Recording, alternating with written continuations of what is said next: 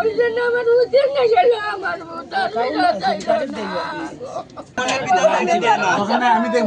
যৌথ বাহিনীর অভিযানের সময় আবু সাইদ নামে একজন মৃত্যুবরণ করেন।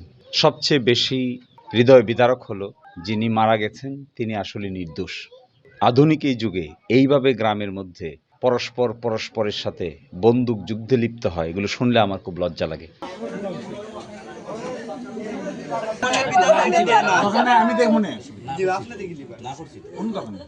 ওই জন্য আমার উচিত না গেল আমার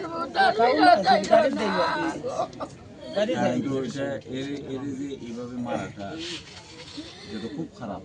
মিলিটারি যারা আছেন, সরকার যারা আছেন, স্বরাষ্ট্র মন্ত্রণালয় সকলেরই নোটিশ পাঠিয়ে জিজ্ঞেস যে আসলে এটা তারা ক্ষতিপূরণ কিতা হইতো। যৌথ বাহিনীর অভিযানের সময় আবু সাইদ নামে একজন মৃত্যুবরণ করেন, আরেকজন আলী আকবর আহত হন। আমরা মূলত তাদের শোক সন্তপ্ত পরিবারের প্রতি সমবেদনা জ্ঞাপন করার জন্য এখানে আসছিলাম। দেখা হয়েছে তাদের সাথে, এবং এখানে সবচেয়ে বেশি হৃদয় বিদারক হলো যিনি মারা গেছেন তিনি আসলে নির্দোষ। যে পক্ষদ্বয়ের মধ্যে এই ঘটনা ঘটেছে তিনি কোনো পক্ষের মানুষ না, তিনি নিতান্তই একজন ইলেকট্রিশিয়ান, এবং ইলেকট্রিশিয়ানের পেশা করেই তিনি তার পরিবার চালান, সংসার চালান। দুটো সন্তান আছে তার, দেখে আসলাম তার মা আছে, তার ওয়াইফ আছে। এবং আমার মনে হয় যে এখনও আধুনিক এই যুগে এইভাবে গ্রামের মধ্যে পরস্পরের সাথে বন্দুক যুদ্ধে লিপ্ত হয়, এগুলো শুনলে আমার খুব লজ্জা লাগে। এগুলো শুনলে আমি নিজেও খুব আবেগ আপ্লুত হই।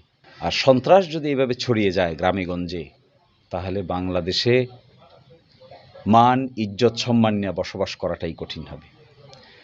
এবং সন্ত্রাস যেই করুক না কেন, যে দলের লোকেরাই করুক না কেন, তাদের সন্ত্রাসী তাদের মূল পরিচয়।